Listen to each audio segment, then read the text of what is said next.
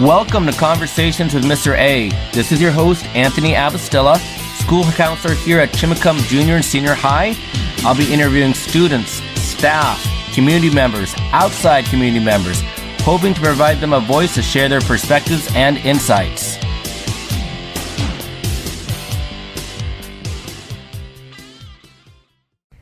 Hello and welcome to another edition of Conversations with Mr. A. This is your host, Anthony Abastilla. And this week, I've got my own intern, Emily Eldridge. Emily, thank you for being on the show. Thanks for having me. So, Emily, let's get started. So, what program and school are you currently in?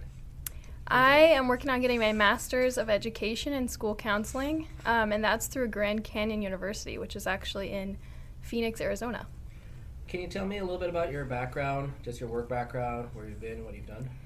Yeah, so I graduated with my bachelor's in psychology. To be honest, I didn't really know what I wanted to do, so I kind of graduated and then decided to go into social work because I like people and I thought that might be the right field for me. And I've been actually doing social work for almost 7 years now in like a variety of different fields and areas. And I really enjoyed it, but I sort of realized that I wanted to be more of a school setting.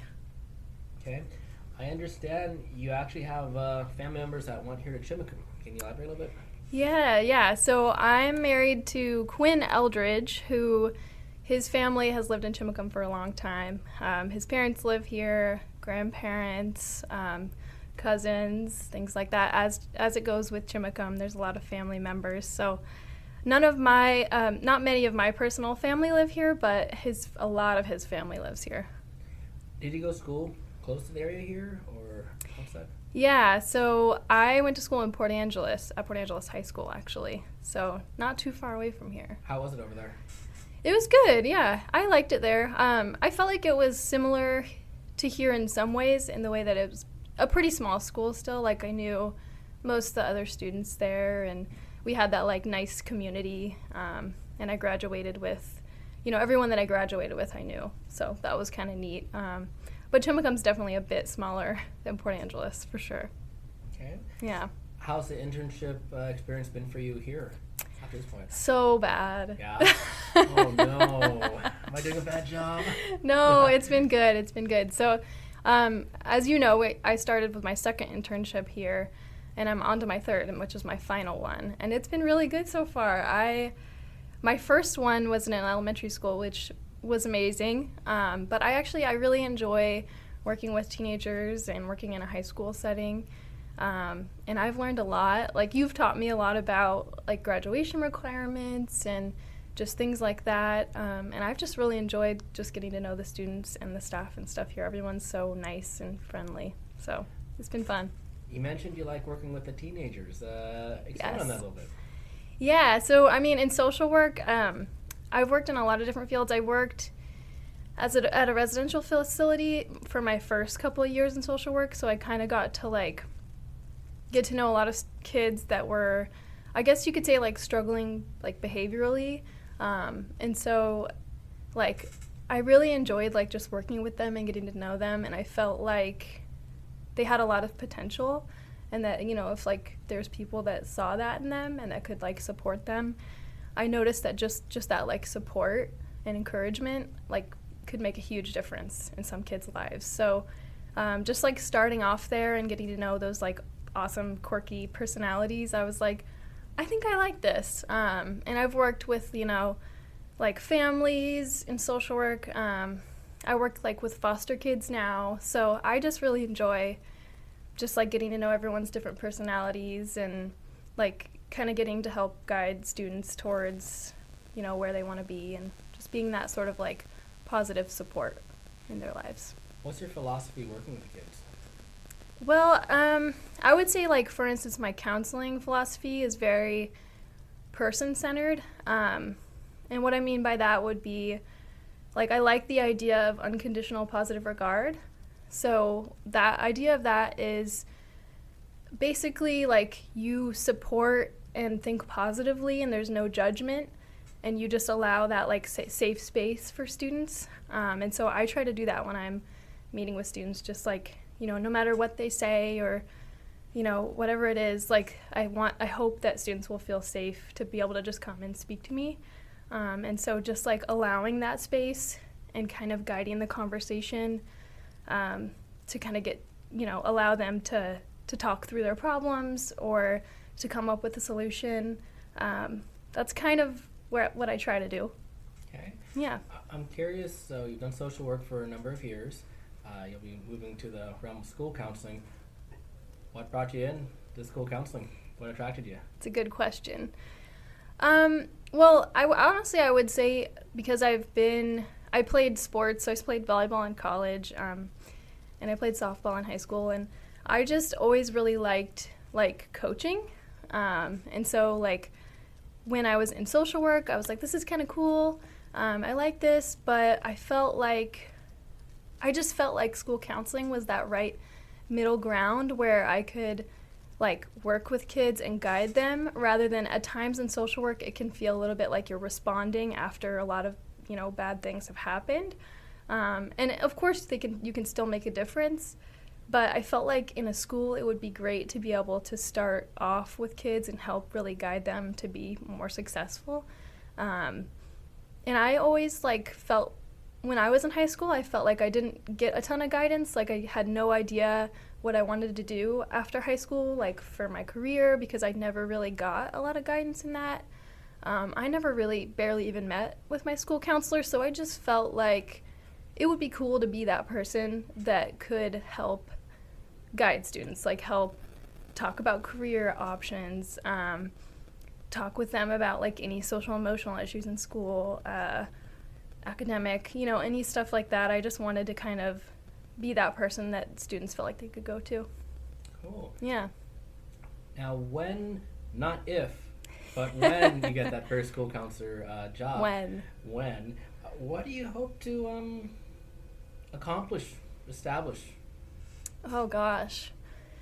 Well, I would love to establish like a comprehensive school counseling program. Like, I'd love to come in and do like focus on career, social, emotional, and academic needs for students. I know that's a huge, big task. So I'm just hoping to start on that process and really I know you and I were like just talking about this the other day of just like starting that process and building it up, and really my goal is to eventually have like a very comprehensive school counseling program that kind of hits all of the points. I heard this, I guess I would say story when we were at the school counseling conference that I thought was really great, and they were saying that if you're by a river and you keep seeing babies float down the river and you're like, oh no, we have to rescue the baby, let's get the baby out, and it's you're just responding to what's the real problem. So instead of doing that, someone goes upstream and finds that there's a gate open to a daycare, and that's why, and so you just shut the gate. And so the idea of that is being preventative and helping people before, instead of just constantly responding, you're being preventative and you're taking that action to help before it gets to that point. And so that would be my goal, would just be that preventative force in people's lives. That kind of leads to the next question. What do you foresee as some future challenges? Well, I think that creating a comprehensive program like that is not just something that you do like that, it's not just something that happens. So I think the main challenge with that would just be trying to implement as much as possible, because I know that a lot of times there's so much going on. I've seen you and I've seen my previous site supervisor, be very busy. There's a lot going on. You got to help with students. So I think one of the biggest challenges would just be trying to learn all these new things coming in, and then also trying to implement these new things. And I just think that it's going to be something that takes time, and so I have to remind myself of that. But yeah, I think that's going to be a challenge, but it's a challenge that I accept and I welcome, because I think it'll be a good learning opportunity. So I think you're gonna be a fun counselor, actually. Thanks. That first year, I'm thinking about the first. So when you get to your first job, how do you envision setting up your office? Any fun things you want to set up for your office? You didn't warn me thoughts? about this question. No, I didn't. No. Yeah, I think so. I don't know. I guess that depends on the space.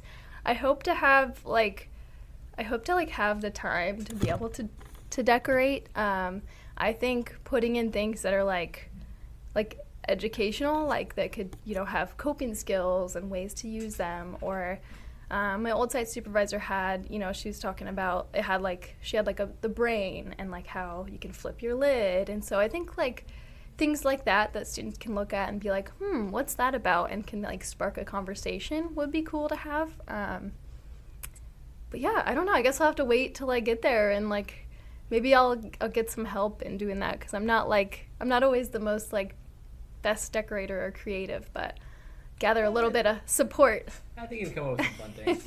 My sister-in-law is a kindergarten teacher, so she's really good at like those creative, artistic, creative stuff, so maybe she'll help me. Okay. Yeah. So along the way with your internship, I would also say your career, who's helped and mentored you throughout the years up to this point? Oh, yeah. Well, I would say starting off, my dad used to always tell me, you know what you should do? You should be a teacher and you should be a coach. And I'd be like, heck no, I'm not going to do that. And here I am, getting my master's in education. Yeah. So I would say he's always really been like a huge support and mentor for me. And he still to this day like supports me a lot. And then, like, obviously, like, my previous site supervisor, Ellen, she's a great mentor. I learned a lot from her. And then you have helped me a lot, too. I mean, you've been teaching me for, I think, 12 or 13 weeks now. We're almost done here. So I think I've gotten a lot of guidance. I've probably even missed some people that have helped guide me, but I've been really fortunate. I think I've gotten a lot of really positive influences and guidances in my journey so far. Awesome. Awesome. Yeah. Well, here comes the fun game, the word association. So I'm going to shoot you some words or phrases. Okay. Tell me the first thing that comes to your mind. Oh, okay. The first one is always my favorite. Pickles. Delicious. Bless your heart. Bless your heart with that. Taylor Swift. Great. All right. Seahawks. Anti-hero. I want to say Russell Wilson, but no. Geno Smith. Geno Smith? All right. All right. Ted Lasso? I love that show. Okay. Rap. Ew. Ew. Okay. Okay. Hygiene. Hygiene? Important. Yeah? How's that? Hygiene? Yeah. I feel like that's self-explanatory. Fair enough. Fair enough. Techno music. Not for me. Not for you. Relaxing music. I love relaxing music. Noah Can. He has the best music. Check him out. All right. Rowdy students. They could be fun. How so? Well, I mean, rowdy students, like, they're having a good time. They're happy. I think sometimes, we got to calm down a little bit so we can have a conversation. But I think they can be a fun time. Okay. It depends on the place. The time and place is important. Fair enough. How about disruptive students? I don't know. I guess we're going to have a conversation. They have ups and downs. Yeah. Hey, I think sometimes disruptive students are just the ones that maybe need a little extra attention and support. From TLC. Yeah. Love and support. Mm-hmm. Well, any final words you want to tell our listeners?